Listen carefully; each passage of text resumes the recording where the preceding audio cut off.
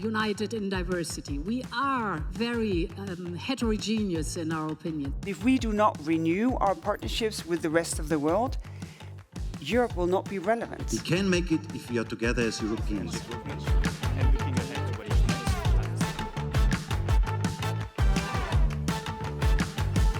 Do you genuinely believe that countries will manage to reach these very ambitious targets?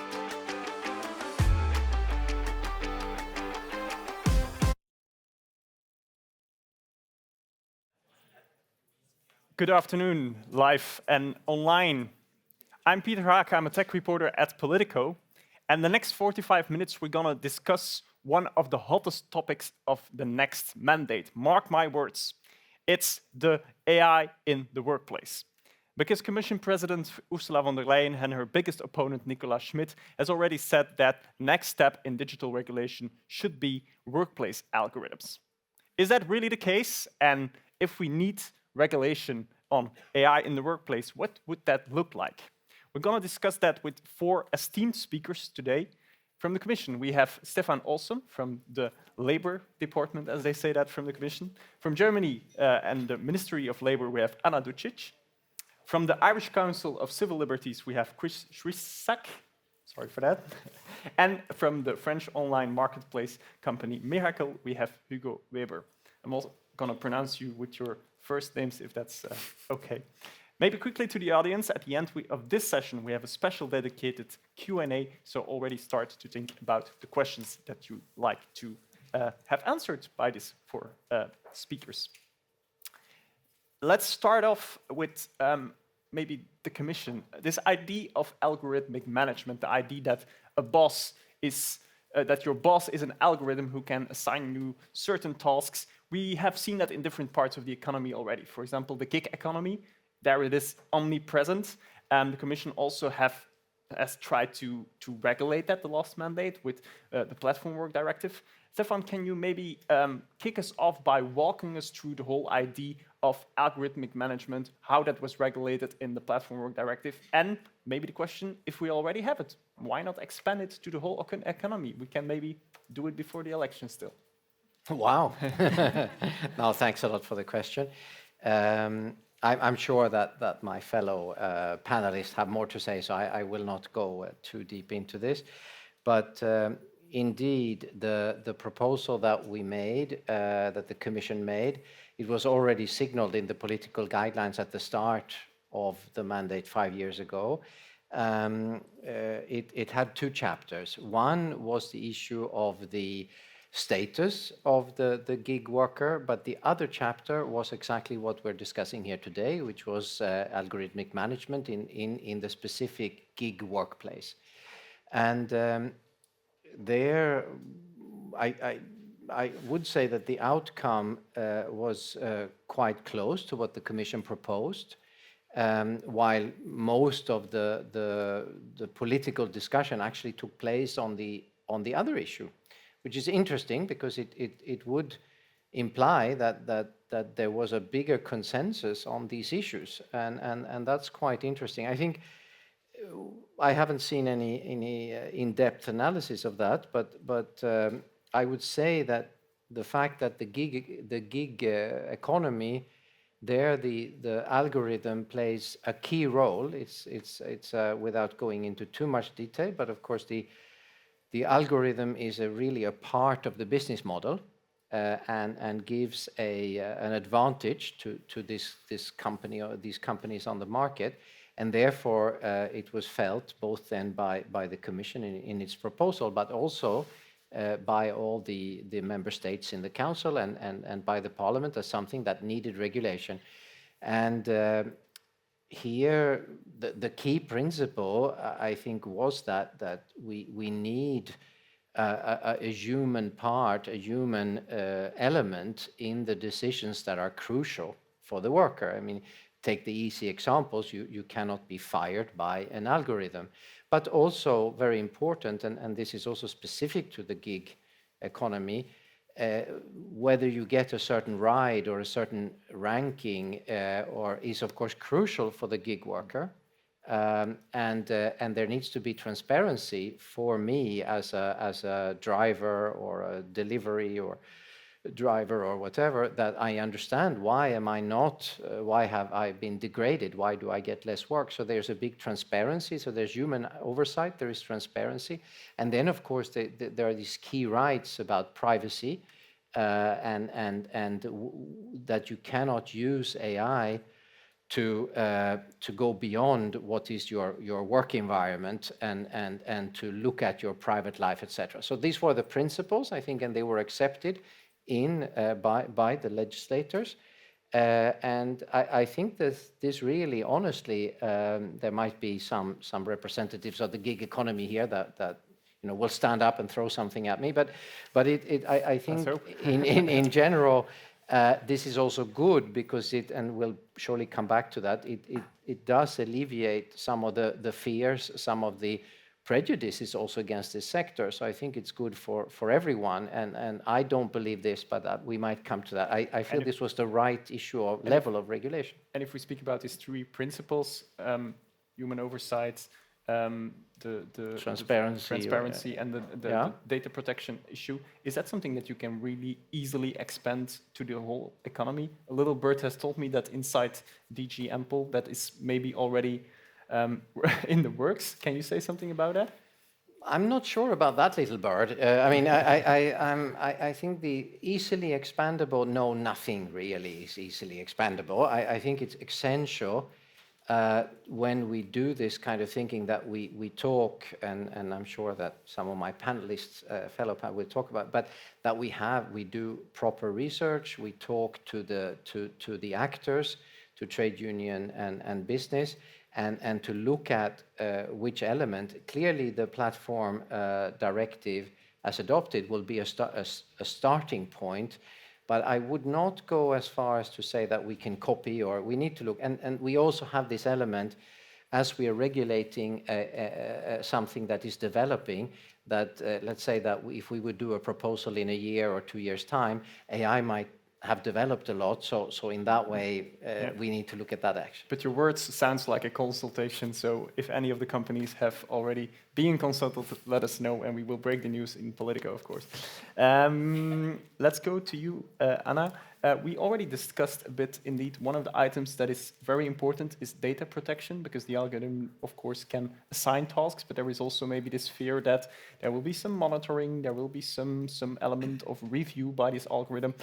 We know that Germany has of course, like a certain concern about data protection, always high on the agenda there. What are your thoughts about how this is going forward, and maybe especially from the data protection side?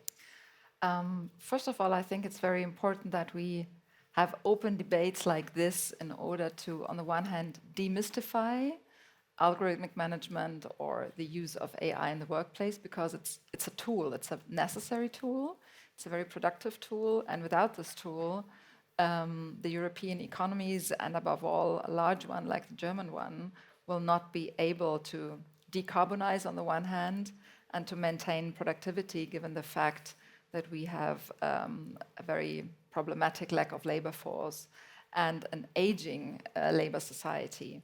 So I'd like to point out as a starting point that we actually welcome technology and all that also algorithmic management, for example, has to offer in terms of making a workplace better, strengthening productivity. But there is always a but, of course. Yeah, there we are. And this is a very, neutral but, because we want more data and, an improved and more ambitious processing of data, we have to talk about the necessity, where do we need to protect employees from, observations, etc.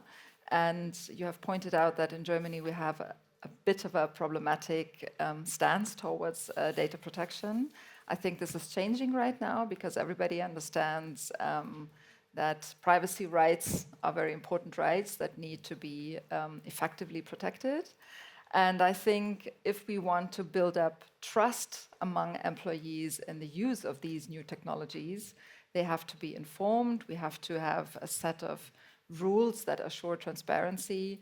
And at best, the employees are also included in the development of these new tools.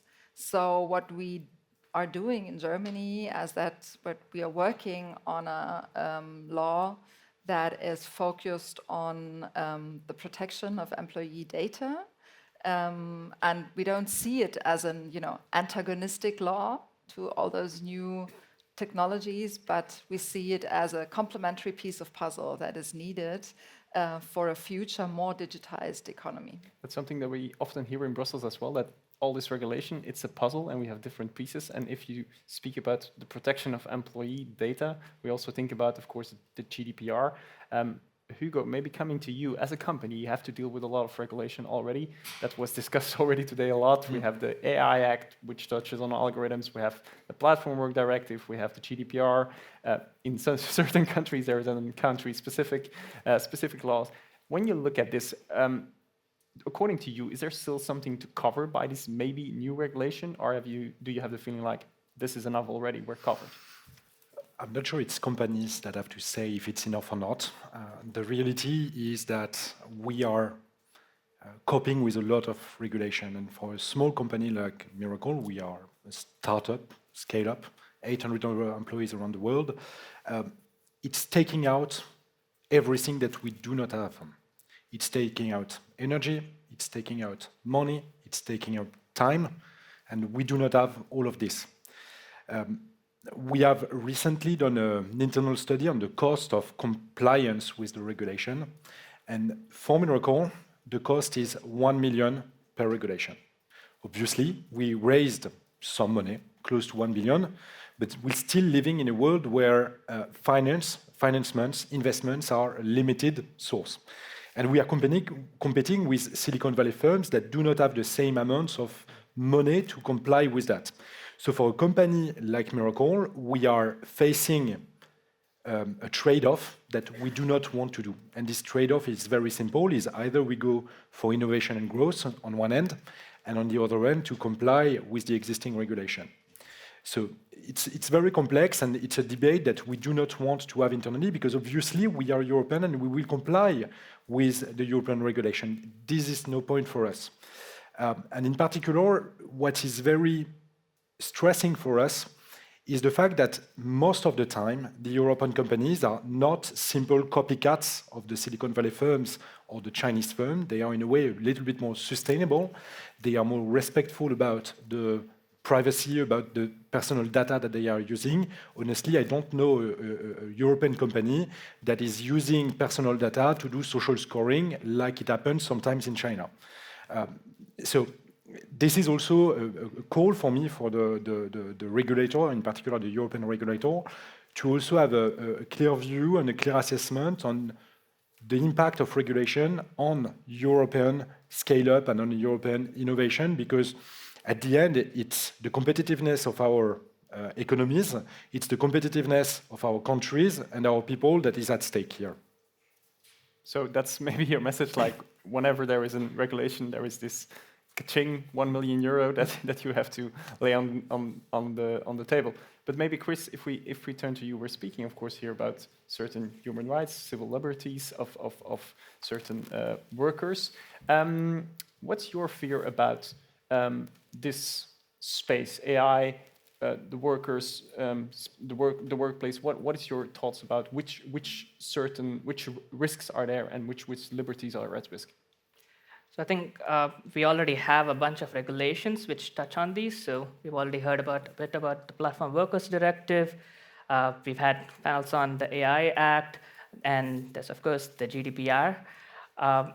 All of them, in some sense, touch on this issue. So the AI Act looks at it on very specifically high-risk use cases where employment, so especially recruitment, but also the aspect of how AI systems affect workers' relationships, so within organizations, but they do tackle the issue from different angles. So the Platform Workers Directive has aspects about transparency, so where platform workers, but also their representatives can get access to certain information about how algorithmic systems are affecting them, while the AI Act doesn't provide that aspect.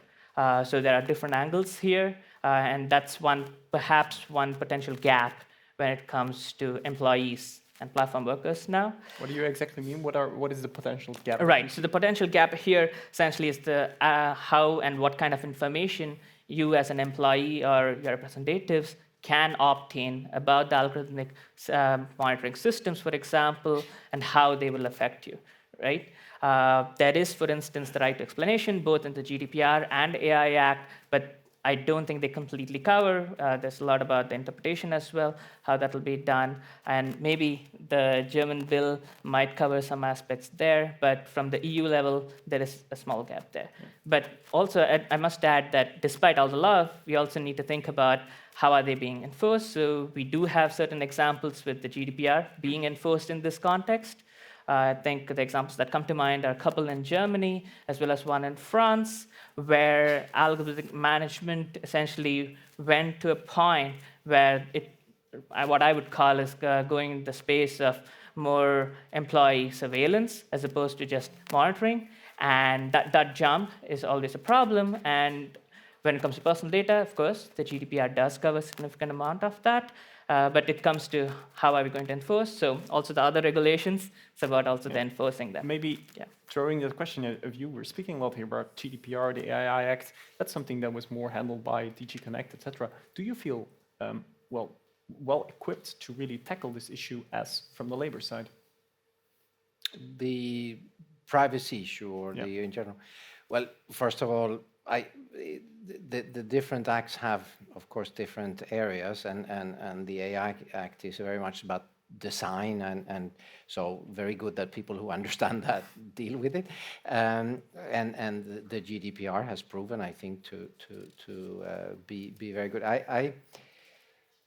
If you take a step back, I think it's interesting to also acknowledge that, and I was in another the social summit in La Hulpe this morning and yesterday, just a few kilometers away, and there was a professor from Pittsburgh University who made a very good point that I think we all know, but that was good to hear him formulate it. They'd done a study on existing rules in the labor market and beyond, and I think the example was Germany, and comparing to the US, and that when you bring in something new like AI, in that, if you have a quite solid system of social dialogue, of privacy rights, of it's already a very important starting point, because it means that you can alleviate fears. You already have a dialogue of how to discuss these things. So and that shown in his research. I'm sure we can find it on the Pittsburgh University site. That already there was a bigger, enthusiasm of workers, and it so already there. So I think that reinforces one of the issues that we sometimes are worried about in Europe, that our system is heavy, but we are also, by having a strong social model, we are rather well equipped to already take in. To absorb that. So I think there the gaps are maybe a lot less than in other parts of the world. So what we need to do, and here I very much agree with you, we need to make sure that we don't now, as it's a new thing, invent a whole new regulation, but that we really make sure, and that's a bit what I understand that you're doing in Germany, is to look at what is needed extra, and is there something that is needed beyond social dialogue, for example. So more an evolution than a revolution. Yeah, and because AI is just a part of what we're doing already. You addressed the both sides, indeed, the worker and the employers. I want to have it about, to discuss rather the power dynamics that you often have, because when I, as a consumer, am online and I engage with a certain algorithm and I don't like it, I can go elsewhere, of course. But when my boss imposes a certain algorithm on me, who am I to say no? That's a big topic, I think, of the debate, is this whole power dynamic. Hugo, maybe as you from the side of the employer, how can an employer act responsibly on this field, yet innovative? Because there are all kinds of AI tools. You want to deploy them, but you also want to be responsible, of course, as an employer. How do you tackle that? How do you go along? It's a super question, and it's especially very relative to, very specific to the tech companies. We are 100% white-collar staff at Miracle, and the impact of generative AI is super strong for our developers in particular.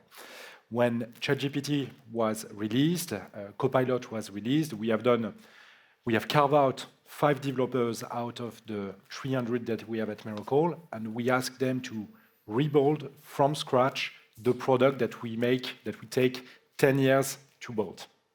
The result, they have done exactly the same thing in 5 months. 5 person instead of 10 years for an average of 100%. So the impact is dramatic in terms of productivity, and what comes with productivity is also the question of the future of job. And I really think that, and it's the case at Miracle, that we are taking very seriously the question of reskilling our workforce and helping them to learn new things, learn to work with AI, because there is the question of AI and the scrutiny of AI on jobs, but how jobs can be helped by AI too. And especially in the tech ecosystem, there has been a study a few years back by the WTO pointing the fact that by 2030, we will be missing more than 80 million digital workers around the world. And honestly, this is not a question anymore. The productivity gap that AI, and especially generative AI, is bringing is so important that it's becoming a true asset for companies. At the moment, we need to act very responsibly and together with the public decision maker to make sure that we are also adapting the human capital to this revolution. So you're making the point of reskilling is very important in that whole... It's mandatory. Yeah. Okay. It's mandatory. Can I ask him something? Really quick. I don't want to make you unemployed. But no. Well, maybe an AI will do that. Yeah, exactly. Who knows? No, but just one question. Do you feel that when you do the people in your company are already tech savvy? No. Yes, they are. But is that absolutely necessary, or could you also take somebody with enthusiasm and to train them? Do you think, or? The question is the good one. Will tomorrow a Uber driver or a ride-hailing company driver become a data scientist? Honestly, I don't think so. No. Okay. But even for the tech-savvy people, you need to implement the right tools and to allow them to retrain and to rebuild their skills. And this is kind of a voluntary commitments that a company should do or should not do.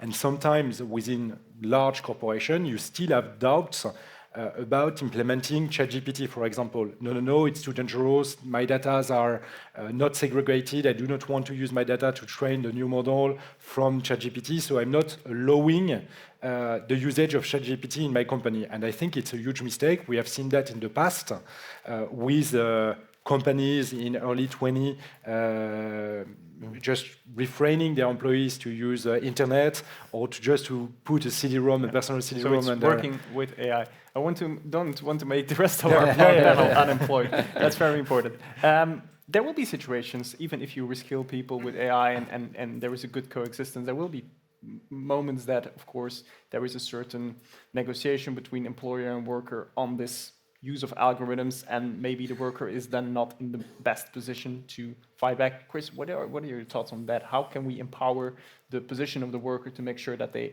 can stand up against this all-powerful employer on the topic of algorithms? So I'm kind of thinking about here from more worker management point of view and less so from using a tool, because there is also the question of whether the employee even knows that the monitoring tool or a management tool is being used. Often that's not communicated. And that is the first step before we can do anything else. Because if the employee doesn't even know the algorithmic tool is being used, then they can't take any other action. They can't ask for information. They can't see the power dynamics, how that's being played out, how the information that the employer is gathering is influencing their own work. So that's the first step. And only so that's then, really the transparency, knowing that there is an algorithm monitoring you or guiding you. That's the first level, right? Because there's also the other aspect of transparency about the actual information. what is being gathered, what kind of specific features, for instance, are being specifically monitored. Are there keyloggers being used, or what exactly is being used, and what is acceptable in terms of monitoring capability, and what is not acceptable? Are there red lines? Are there no red lines? And that potentially would come from a policy side, as opposed to expecting individual employers to be deciding what red lines should be.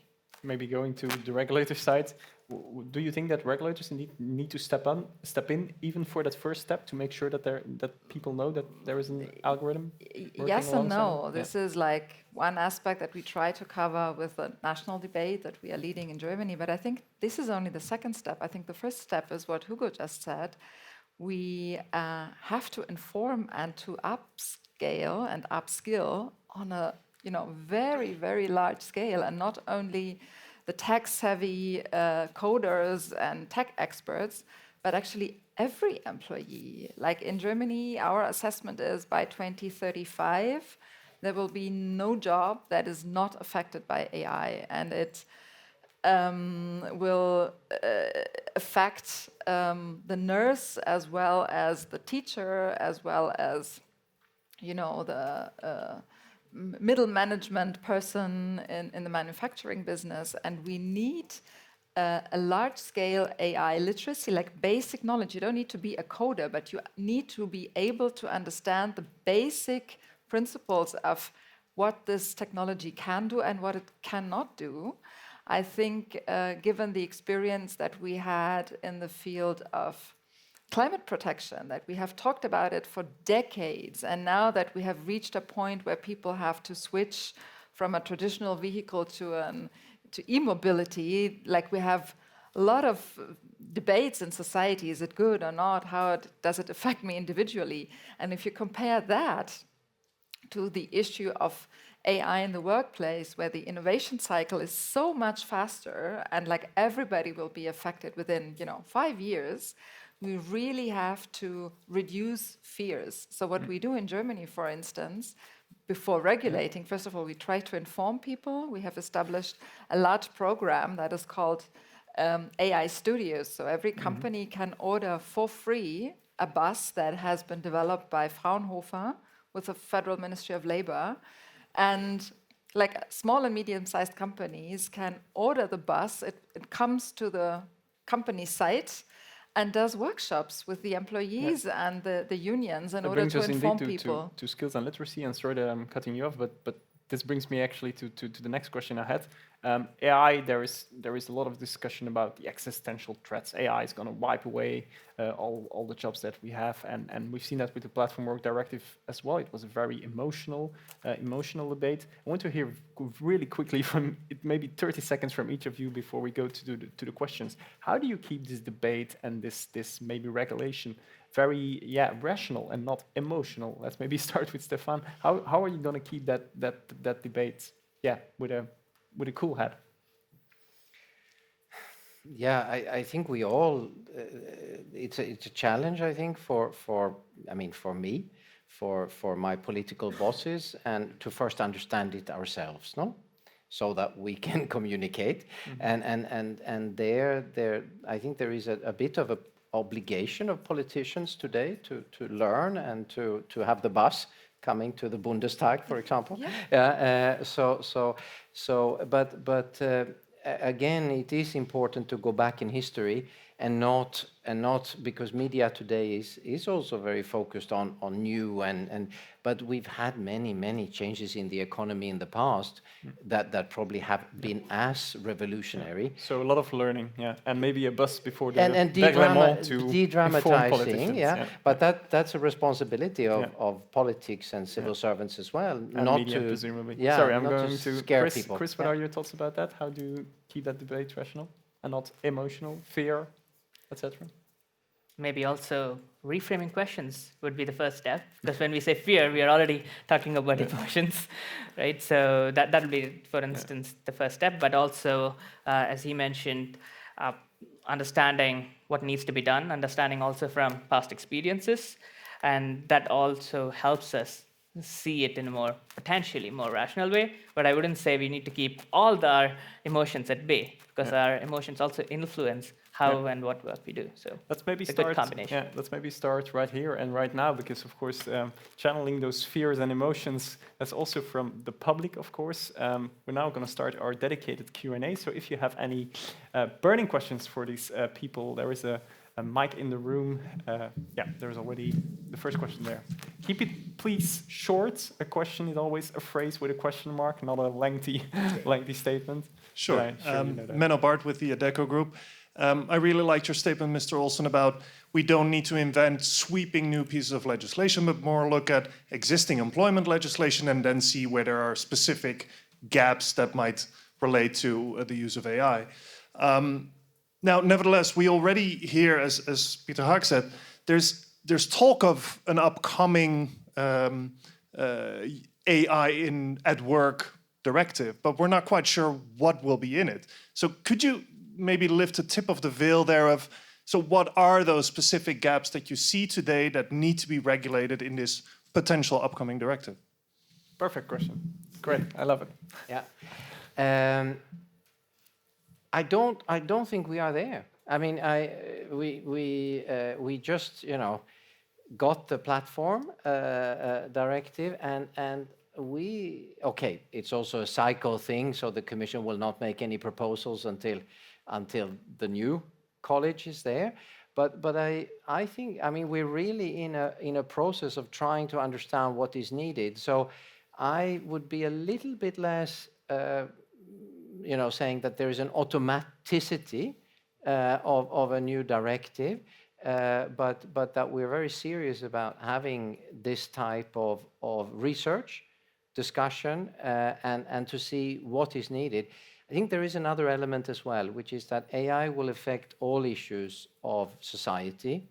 I don't know, research ethics to gender equality out beyond work or whatever. So I think it will be also very important to see that we don't end up with too many specific initiatives that then, so that will be a big role, I think, for the next, all the legislators, I mean, the Commission as proposing, but also Council and Parliament and lobbyists and social partners to see that we create something that is coherent.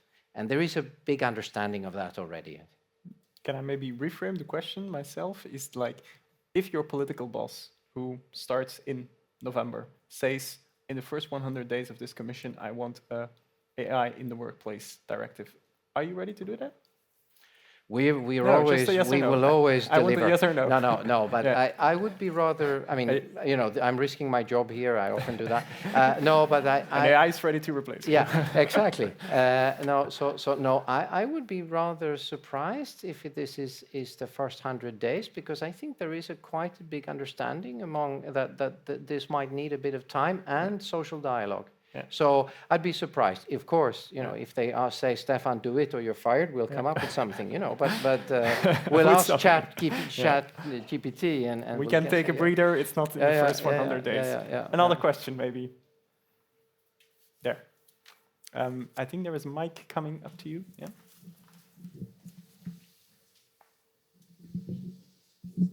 Can I ask? My name is Robert Whitfield from the One World Trust. Ask a slightly longer term question. On the whole, we've been focusing more on sort of short term, whether an AI could dismiss somebody or something. But thinking, let us suppose, there's a lot of debate about whether AI will lead in the long term to large reduction in work. Let us suppose that does happen. The question is, do we think that's good news because people are going to have lots more leisure and so that will increase human flourishing? Or do we think the opposite? That is bad news, that is a loss of a sense of identity for a large proportion of the world. And if you don't know the answer to which way it is, what are you going to do about it so that you have an answer when you need it? Very existential question. Shall we maybe go? Yeah, Anna, you're eager to get this one.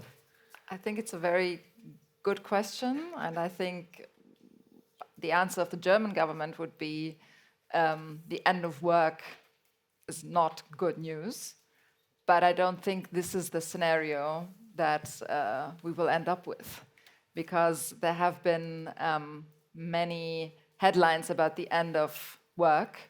None of it was true.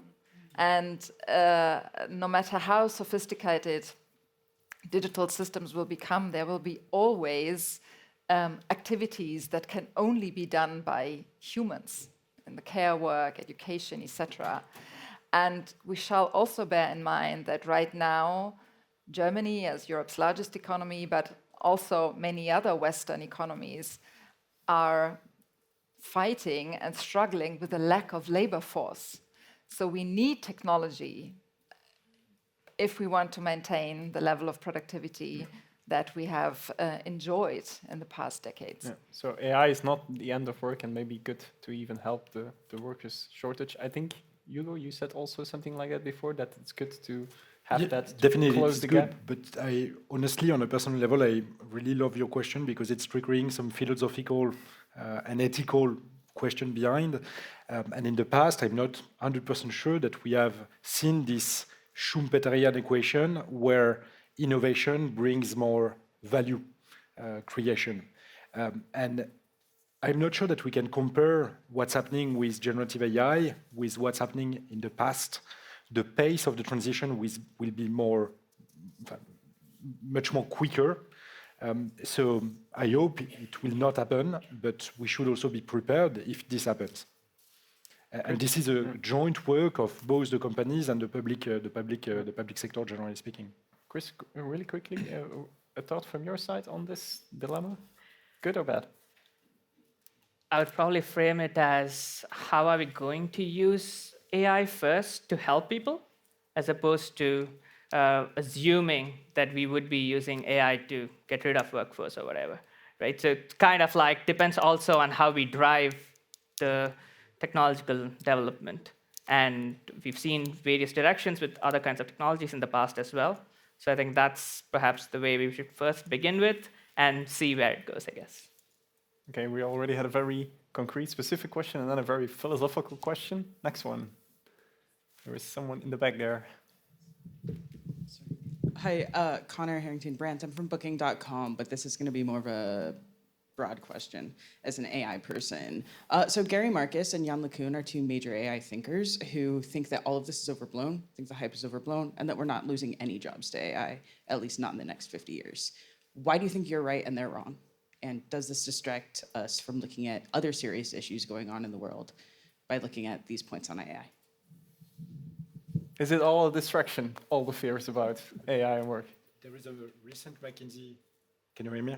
Yeah. There is a recent McKinsey study that said that by 2030, in 50% of the jobs, 70% of the activities will be transformed and automated by AI. So we'll see in 2030. So I honestly, the impact, we are seeing it every day at Miracle. I mean, it's even more tangible and concrete for the white label workers than the blue collars. You're right, Anna, by saying that we will always need some people in the care industry taking care of the eldest people or the youngest people. This will be 100% true, and this will remain true. The real question is much more for the white collar. And this will have on stage. Yeah. You say transformed. What is the? Can you give a bit of a more specific definition, because you said like, yeah, it's going to be transformed in some X years. So what's that? But I will just give you an example in the supports that we are providing to our customer at Miracle, which are e-commerce platforms. We are very often doing some video debrief of the features, so listening from our people, from our customers, what they think about the product, what they like, what they do not dislike, what are the features that they want to see. Per month or per quarter, we are interviewing an average of 24 clients for 1 hour. This is 24 hours per video of a quarter. If you have one full-time person that is doing that, honestly, it's taking a lot of time, almost 1 week of a single person to do it. With generative AI, you can just upload the videos that you have recorded from your customers, and it's highlighting the exact question, depending on the prompts that you want to have, on where you should focus in your product development to bring more value to your customers. But is that one job then axed, or is that one job transformed because the person is maybe writing prompts for the video? But this is exactly the question. How are we focusing the people on the right tasks that are bringing the more value to the economy, to the society, to the companies? Okay.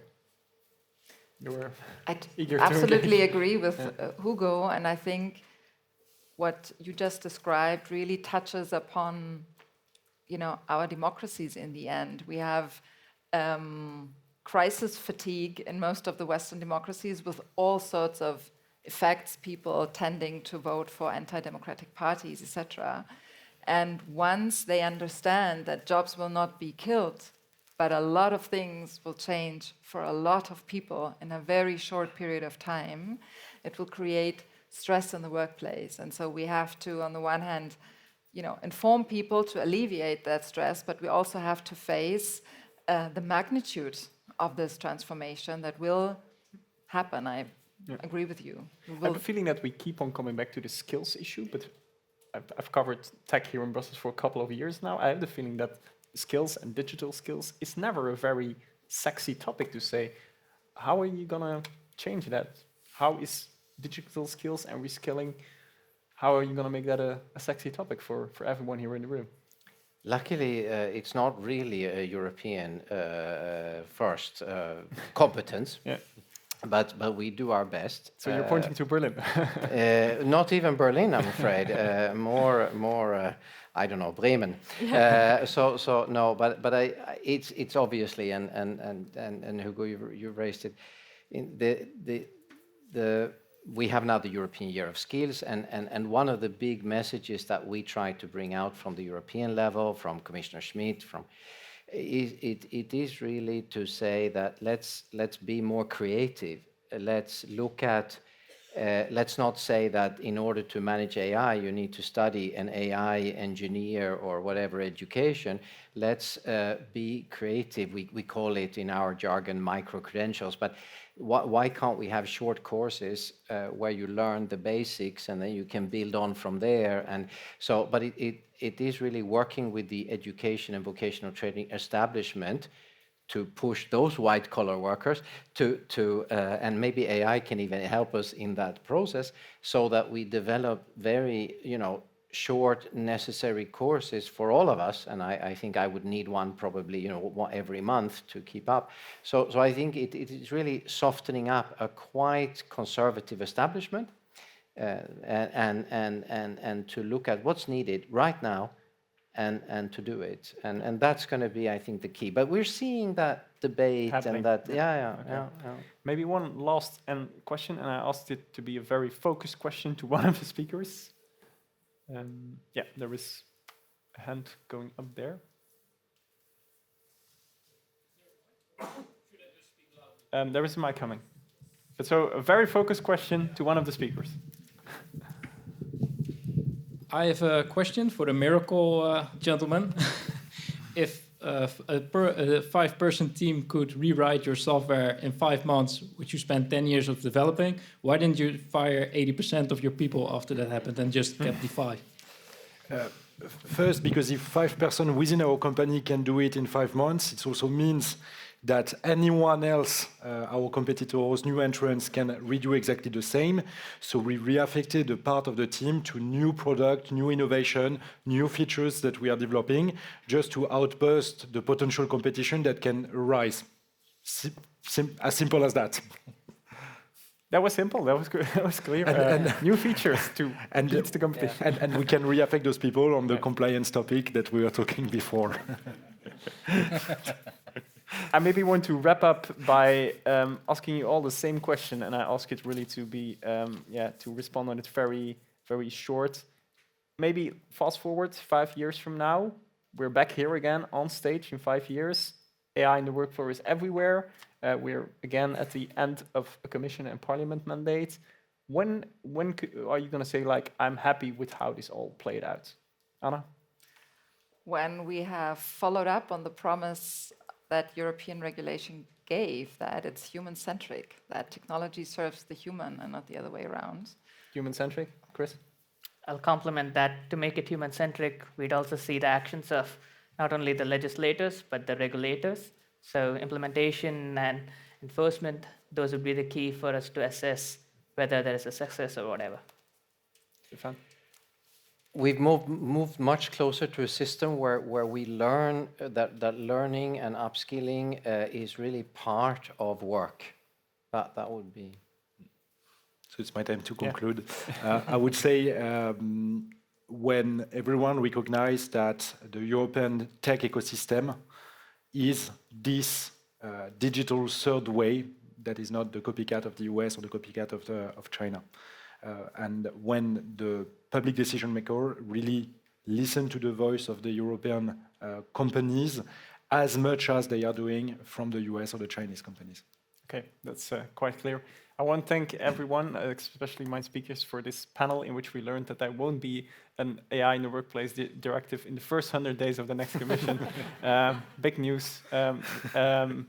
After this, we have another fireside chat with all the political reporters to reflect on all the tech legislation. Thanks for listening. Please stay seated and up to the fireside chat. Thanks.